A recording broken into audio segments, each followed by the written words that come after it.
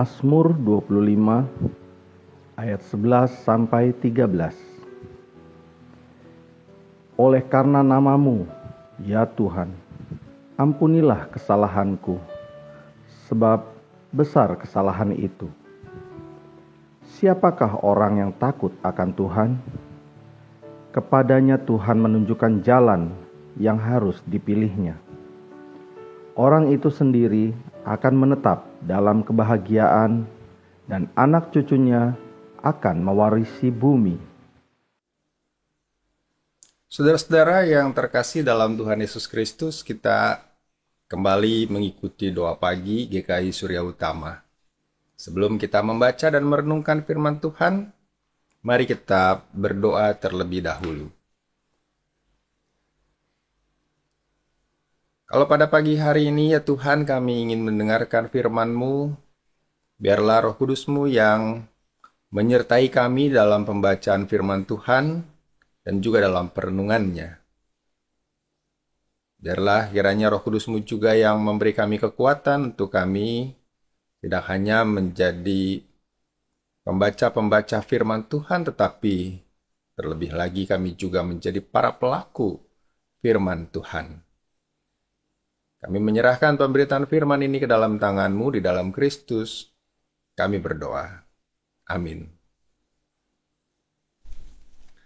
Saudara-saudara, bacaan Alkitab kita diambil dari surat 1 Yohanes, pasal 3, ayat 11 sampai ayat 17. 1 Yohanes 3, ayat 11. Sebab inilah berita yang telah kamu dengar dari mulanya, yaitu bahwa kita harus saling mengasihi. Bukan seperti Kain yang berasal dari si jahat dan yang membunuh adiknya. Dan apakah sebabnya ia membunuhnya? sebab segala perbuatannya jahat dan perbuatan adiknya benar.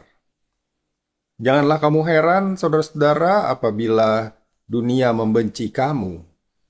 Kita tahu bahwa kita sudah berpindah dari dalam maut ke dalam hidup, yaitu karena kita mengasihi saudara kita. Barang siapa tidak mengasihi, ia tetap di dalam maut. Setiap orang yang membenci saudaranya adalah seorang pembunuh manusia.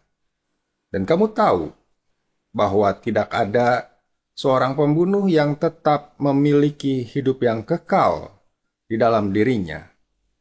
Demikianlah kita ketahui kasih Kristus, yaitu bahwa Ia telah menyerahkan nyawanya untuk kita. Jadi kita pun wajib menyerahkan nyawa kita untuk saudara-saudara kita. Barang siapa mempunyai harta duniawi dan melihat saudaranya menderita kekurangan, tetapi menutup pintu hatinya terhadap saudaranya itu, bagaimanakah kasih Allah dapat tetap di dalam dirinya? Demikian pembacaan firman Tuhan. 2024 sudah di depan mata. Semua orang yang ada di dalam panggung politik Indonesia sibuk mempersiapkan diri untuk meraih kekuasaan. Kita semua tahu apa yang akan banyak kita jumpai, terutama di media sosial, menjelang pemilihan umum. Terlebih pemilihan presiden dan wakil presiden. Ya, kita akan banyak menjumpai ujaran-ujaran kebencian, baik terhadap calon-calon pemimpin yang ada dalam kontestasi, maupun terhadap kelompok-kelompok pengikutnya. Ujaran kebencian, caci maki, hujatan, bertebaran di layar gadget kita yang bisa dibaca semua usia. Tentu saja mudah bagi seseorang mengeluarkan kata-kata seperti ini. Dia hanya perlu menggerakkan jari ketika berada di kamar tidur dan tidak seorang pun melihatnya. Atau lebih tepatnya, ia merasa tidak ada seorang pun yang melihat dirinya sebagai pelaku. Jadi bebas melontarkan apapun. Tetapi ia tidak tahu bahwa yang namanya jejak digital tidak pernah bisa dihilangkan.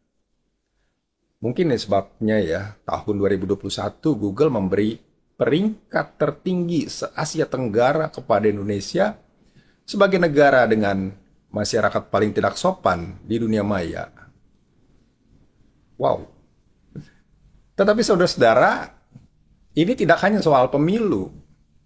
Terhadap hal-hal lain yang banyak juga kita jumpai tentang kebencian, bahkan dari orang-orang di sekitar kita.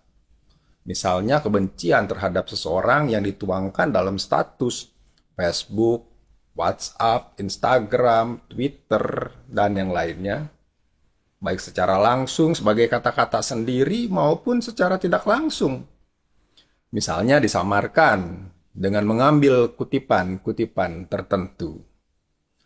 Coba lihat status friends, kontak, follower, atau apapun istilahnya dari orang-orang yang ada di dalam jaringan media sosial Anda. Mungkin Anda akan menemukan satu, atau dua, atau bahkan banyak yang curhat di sana. Saudara-saudara, kalau Anda mengikuti doa pagi ini di layar handphone atau layar komputer di rumah Anda, berarti tidak ada atau tidak banyak orang di sekitar Anda. Karena itu saya mengajak Anda untuk jujur dengan diri sendiri. Kan lagi nggak ada siapa-siapa gitu ya. Apakah ada kebencian dalam hati Anda? Adakah orang yang Anda benci saat ini? Saya mengajak kita memeriksa diri kita sendiri. Jangan-jangan kebencian bukan hanya ada di sekitar kita, tetapi justru di dalam diri kita. Saudara-saudara, menurut bacaan Alkitab hari ini, kebencian itu menjadi akar pertama dari suatu kejahatan. Ayat 15 dituliskan di situ, barang siapa membenci saudara-saudaranya, ia adalah seorang pembunuh. Dan itu setelah sebelumnya penulis 1 Yohanes mengingatkan pembaca tentang kejahatan Kain yang membunuh adiknya Habel. Begitu bencinya Kain terhadap Habel hanya karena Tuhan menerima persembahan Habel. Sampai-sampai ia tega membunuh adiknya sendiri. Ya, adiknya sendiri. Begitulah yang terjadi kalau seseorang dikuasai oleh kebencian, kemarahan. Itu membuat ia tidak bisa berpikir sehat. Yang menarik juga adalah sebenarnya firman Tuhan yang kita baca ini sedang mengajarkan kepada kita tentang kasih. Namun penulis 1 Yohanes ini menekankan tentang kebencian sebagai lawan dari kasih. Jadi ada dua sisi ekstrim. Di sisi yang satu adalah kasih, di sisi yang lain adalah kebencian. Mungkin di tengah-tengahnya adalah ketidakpedulian. Nah, kita berada di sisi yang mana? Dan itu adalah pilihan kita. Tentu sebagai anak-anak Tuhan yang meneladani Yesus Kristus, kita berusaha menjadi orang-orang yang dikuasai oleh kasih. Kasih itu membangun, kasih itu mendamaikan, menumbuhkan, sedang kebencian itu merusak, menghancurkan. Kebencian itu menghancurkan orang lain, menghancurkan diri sendiri, dan menghancurkan dunia. Lalu bagaimana kita bisa menghilangkan kebencian itu kalau ada dalam diri kita? Pertama-tama kita perlu melihat dulu penyebabnya ya. Penyebab kebencian itu sendiri. Itu ada beberapa penyebab kebencian itu muncul di dalam diri kita atau diri seseorang. Nah, setidaknya ada 6 hal yang berhasil saya kumpulkan sebagai penyebab munculnya kebencian. Penyebab pertama adalah dilukai secara fisik. Fisik atau juga psikis. Batin, hati kita dilukai oleh seseorang. Tetapi kita tidak atau belum mampu membalasnya. Jadi masih belum terbalaskan. Karena itu kebencian itu muncul ketika kita terluka. Yang kedua, penyebab yang kedua adalah mungkin ada tuntutan yang tidak terkabulkan. Kita menuntut seseorang, meminta seseorang, baik meminta benda atau meminta seseorang melakukan sesuatu, tetapi kita tidak mendapatkan. Entah orang itu tidak mau memberikan atau orang itu tidak mau melakukan, akhirnya muncul rasa benci kita kepada orang tersebut. Apalagi misalnya kita tahu bahwa orang itu sanggup sebenarnya memenuhi apa yang kita minta. Tetapi dia tidak mau melakukannya. Penyebab yang ketiga adalah iri hati. yang disertai dengan ketidakmampuan. Iri hati itu sebenarnya itu kalau kita iri ya, sebenarnya itu merupakan tanda bahwa kita itu tidak mampu gitu ya. Kalau kita mampu, kita tidak akan iri. Misalnya begini, kalau kita iri terhadap seseorang, misalnya dia punya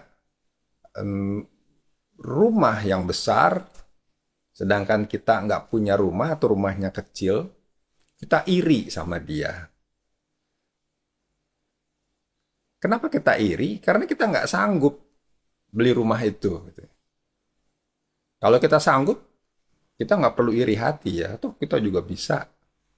Tapi saya menekankan di sini ada iri hati yang disertai dengan ketidakmampuan, karena biasanya orang yang iri tidak terima kalau dia tidak mampu. Kalau dia dibilang tidak sanggup, dia dibilang tidak mampu menyamai orang yang kepadanya iri hati. Nah, jadi iri hati itu pada akhirnya lama-lama berubah menjadi sebuah kebencian kepada orang tersebut. Penyebab yang keempat adalah ketika kita merasa terancam dengan kehadiran orang lain. Misalnya dalam pekerjaan kita. Kita takut tersaingi, kita takut nanti kedudukan kita digeser. Jadi kita merasa terancam dengan kehadiran dia. Maka muncullah rasa benci, rasa tidak suka. Apalagi secara tidak sadar kita mengakui bahwa dia lebih hebat dari kita. Wow, bahaya buat kita. Maka muncullah rasa benci kita terhadap dia. Yang kelima adalah penyebab munculnya rasa benci itu bisa karena dipengaruhi oleh perkataan orang lain. Kita menjadi benci terhadap seseorang karena ada orang lain yang cerita tentang dia, cerita tentang hal-hal buruk dari orang itu, kita mendengarkan. Lalu kita menerima mentah-mentah dan membuat kita malah justru jadi benci pada orang itu. Padahal sebenarnya kita nggak punya interaksi apapun. Dia tidak pernah melukai kita, dia tidak pernah menolak kita, dia juga tidak mengancam kita. Bahkan boleh dibilang kita tidak punya interaksi apapun dengan dia, tapi karena hanya mendengar cerita buruk tentang dia dari orang lain, kita jadi ikut-ikutan benci sama dia. Wow, ada ya orang kayak gitu ya? Ada. Yang kelima adalah, saudara-saudara, kita biasanya benci ya karena nggak ada sebab. Ya benci aja. Setelah dicari-cari, diperiksa-periksa, nggak ada penyebabnya. Karena benci aja gitu, kita benci. Bencinya bukan cuma terhadap satu atau dua orang, melainkan kepada banyak orang. Nah, itu kita perlu memeriksa diri. Jangan-jangan kita mengalami yang namanya gangguan jiwa. Nah, saudara, minimal 6 hal itu yang bisa menjadi penyebab rasa benci itu muncul di dalam diri kita. Kembali ke pemeriksaan diri kita tadi di awal. Adakah orang yang Anda benci saat ini? Kalau ada, kenapa Anda benci dia? Coba lihat dari ke-6 hal ini. Yang mana penyebabnya? Kalau Kain membenci Habil mungkin karena poin 3 dan 4 yang menjadi penyebabnya. Kalau kita, yang mana? Kalau penyebabnya adalah poin 1, maka belajarlah memaafkan. Meskipun saya tahu itu sangat sulit, tapi kita perlu mencobanya.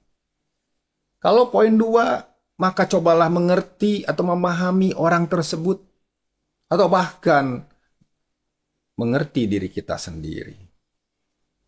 Kalau poin 3, marilah kita belajar mensyukuri apa yang kita miliki sehingga kita tidak perlu iri terhadap orang lain. Kalau poin 4, cobalah kita menghilangkan pemikiran kompetisi. Rangkullah dia sebagai kawan, bukan sebagai lawan. Kalau poin 5, maka belajarlah lebih bijak mengolah perkataan orang lain. Bedakan antara fakta dan makna dari cerita mereka. Bahkan bedakan antara kebenaran dan hoax. Kalau poin ke-6, jangan takut untuk datang ke psikolog. Nah, saudara-saudara, marilah kita belajar mengasihi dengan menghilangkan kebencian yang ada di dalam diri kita. Tuhan memberkati kita pada hari ini. Amin. Mari kita berdoa. Bapa di dalam surga, kami berdoa untuk mereka yang tengah dikuasai oleh kebencian di dalam hati mereka. Tuhan tolong agar mereka diberikan kekuatan untuk mereka bisa memenuhi diri mereka dengan cinta kasih. Mereka mampu mengampuni orang yang bersalah kepada mereka.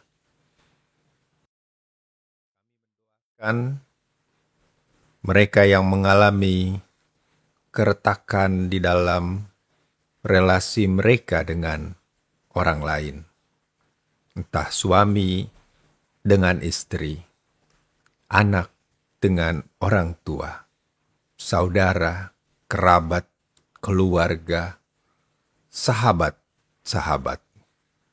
Kiranya Tuhan memulihkan hubungan mereka. Doakan mereka yang mengalami kedukaan, ketika duka cita melanda karena ditinggal orang yang mereka kasihi.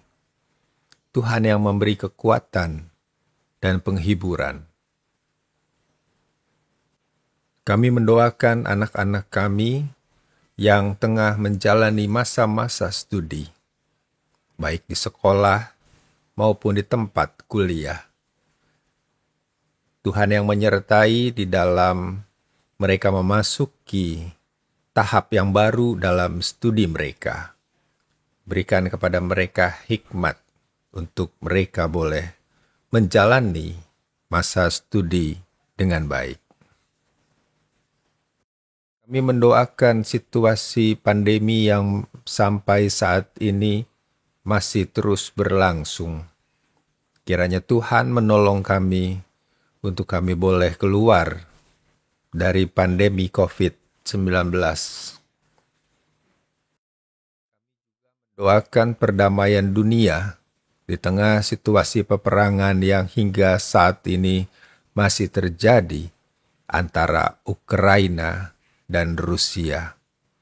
Tuhan yang memberikan hikmat kepada para pemimpin dalam mengambil keputusan. Tuhan juga yang menolong para korban. Doa yang kami naikkan hanya di dalam nama Tuhan kami, Yesus Kristus. Amin.